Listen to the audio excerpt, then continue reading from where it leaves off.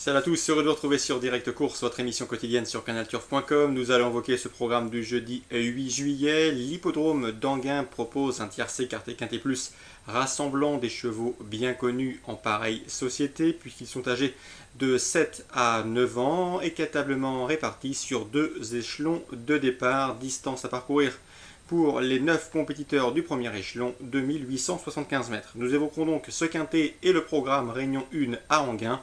Je vous indiquerai également une information recueillie pour vous en Réunion 3 sur l'hippodrome de Vichy, sachant que comme d'habitude, vous pouvez retrouver tous les pronostics gratuitement dans la rubrique des pronostics, bien évidemment. Donc pour ce quintet, nous avons a priori des points d'appui solides, avec à commencer par le deuxième poteau, le numéro 18. Il s'agit de Petite Chérie, la jument est en pleine forme, ses deux récents succès sont là pour en attester. Elle s'est imposée de probante manière le 18 mai à Vincennes, une victoire somme toute assez facile, une victoire également à Laval tout aussi convaincante, de nouveau déféré des quatre pieds. Cet élève de Thierry Ravgeot présente quelques garanties, même si c'est vrai qu'elle doit le rendre 25 mètres, sa place est logiquement dans le quintet.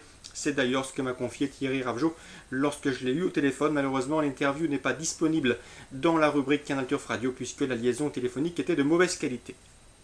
Le numéro 15, Petit Pousset, également un candidat aux toutes premières places. Le cheval reste sur une série de podiums. C'est un cheval qui apprécie les pistes plates. Un cheval qui nous avait été confié et conseillé par Vincent Martens au cours du dernier meeting hivernal de Cagnes-sur-Mer. Un cheval qu'il faut impérativement courir caché. Il est meilleur en étant planqué et ainsi il peut placer sa bonne pointe de vitesse finale. L'hippodrome d'Anguin, piste plate, va lui convenir. S'il peut se faire ramener sans faire trop d'efforts, nul doute qu'il a les moyens de finir très vite et la longue ligne droite d'Anguin favorisera bien évidemment ses intérêts. Cela dit, à mon avis, ces deux concurrents du deuxième poteau devront sortir le grand jeu pour aller chercher des chevaux au premier poteau de la trempe du numéro 9 Picardo, qui vient de prouver sa forme dans le nord du pays. En effet, le 24 mai, ce cheval s'est imposé somme toute assez facilement sur l'hippodrome de Reims. Un cheval présenté par la famille Van der Gen, drivé Jos Verbeek. Le cheval bénéficie d'un bon engagement au premier échelon, à l'instar de son compagnon d'entraînement, Perlando. Il va se plaire sur les l'hippodrome d'Anguin et il pourrait bien donner pas mal de fil à retordre aux deux concurrents précités. Même remarque pour le 5 Pitalugue qui peut faire mordre la poussière à plusieurs de ses adversaires de jour. Ce numéro 5 Pitalugue est dans une bonne passe actuellement. Il est en forme, ce qui n'est pas toujours le cas. Sachez qu'en dernier lieu, il n'évoluait pas sur une distance à sa convenance, distance trop courte pour ses intérêts. Ici, il retrouve un parcours de longue haleine qui va nettement l'avantager. Olivier Raffin, son mentor, est confiant. En tout cas, il se déplace avec l'intention d'y obtenir un bon classement. C'est ce qu'il vous confie dans notre rubrique des interviews, puisque j'ai pu converser avec lui sur l'interview disponible dans la rubrique Canal Turf Radio.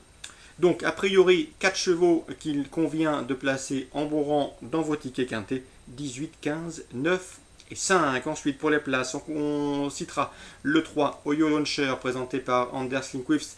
Ce compétiteur de 8 ans a des titres à faire valoir sur notre sol. Le numéro 4, Price Star, souvenez-vous de lui, je vous l'avais conseillé puisque Aurélien David était très confiant en dernier lieu dans une course pour amateurs. La course était visée, l'engagement n'a pas été manqué puisque le cheval s'est imposé à peu près 8 ou 9 contre 1 de mémoire. Le cheval est en pleine forme, il tente l'aventure au niveau supérieur avec l'ambition de prendre un chèque. Le numéro 7 également, à savoir Elton Silvio, présenté par la famille Peupion. Le cheval est un adepte également des pistes plates. Il peut, pourquoi pas, se glisser à belle cote dans la combinaison gagnante de cette épreuve. Ensuite, j'aime beaucoup pour une surprise le numéro 12, Élégance Saulnier. Ce ne sera pas le cheval de tout le monde et pourtant Hendrik Dracht, que vous retrouvez également régulièrement dans la rubrique Canal Turf Radio, m'a confié que le cheval n'était pas en si mauvaise forme que cela. Il a joué de malchance lors de ses derniers classements. Le cheval apprécie l'hippodrome d'Anguin. Il possède vitesse et tenue. Et sans en faire une toute première chance, sans dire qu'il va gagner, il ne faudrait pas être complètement étonné de le voir venir chercher une 4e, 5e place à une cote d'outsider. Bien évidemment, le numéro 17, Néarque, peut également être glissé en fin de combinaison, mais à mon avis, il est barré pour les toutes premières places malgré la drive de Franck Nivard. Donc voilà pour ce quintet.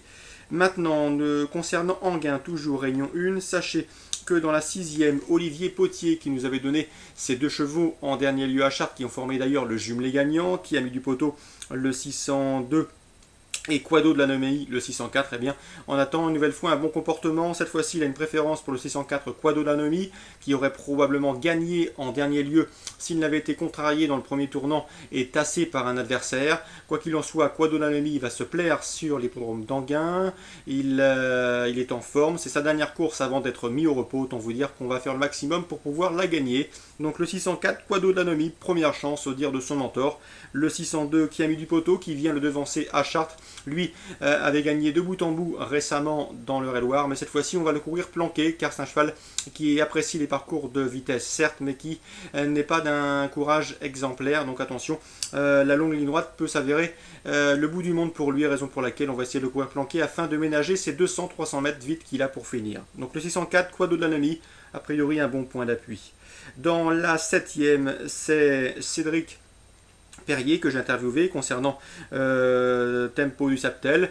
C'est un cheval courageux, pas vraiment un gagneur qui n'a pas une marge exceptionnelle, mais cheval courageux, brave, qui répète toutes ses courses, suffisant pour être parmi les 4 au dire de Cédric Perrier.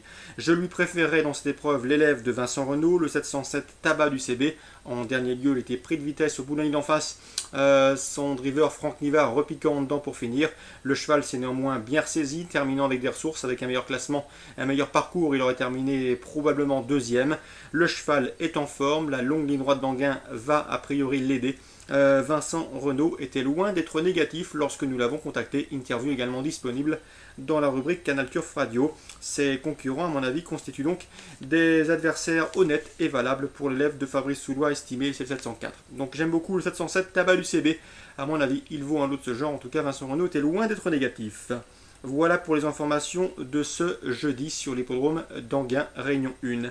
Concernant la Réunion 3 à Vichy, consacré au trotteur, vous vous en doutez, eh bien c'est Laurent Simon qui se déplace avec des prétentions, notamment avec le 709 Trésor-Vic, un cheval qu'il estime, un cheval qui s'étoffe au fur et à mesure des sorties. En dernier lieu, il a été surtout battu par son manque de maturité à Strasbourg, un cheval qui sera confié à Jean Boileau, lequel va s'efforcer de le couvrir en embuscade afin de faire la ligne droite, mais attention, le cheval vaut un lot de ce genre, au dire de Laurent Simon, son mentor.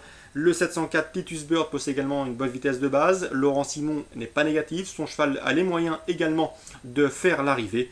Donc attention au 709 et au 704. Même si c'est vrai que dans cette épreuve, nous avons des compétiteurs de talent. Je pense notamment au 712 Thor de Vizet, que Stéphane Bourlier aime pas mal. Le 708, c'est Trésor Danois présenté par Jean-Michel Bazir. Le cheval vient de s'imposer récemment sur une piste en province. Il partira favori, mais l'opposition est de taille, il peut quand même faire l'arrivée. Le 707 Tabor Céleste, un bon cheval. Stéphane Douaneau le façonne, mais c'est un cheval qui est appelé à un bel avenir, donc attention, lui aussi a les moyens de faire l'arrivée, surtout sur ce parcours de tenue. Donc dans la 7e, le 709 Trésor-Vic c'est bien, mais pour un couplet trio, on peut lui adjoindre le 12, le 8, le 7 ou encore le 4. Voilà pour les informations de ce jeudi sur l'hippodrome de Vichy et sur l'hippodrome d'Anguin en Réunion 1. Sachez également que nous aurons une Réunion 2 consacrée aux galopeurs, une Réunion 2 qui se déroulera sur l'hippodrome de Deauville en ce jeudi. Je vous souhaite de très bons jeux à tous. Bien évidemment, on se retrouve demain pour une nouvelle émission. Très bonnes vacances également si vous avez la chance de profiter du soleil.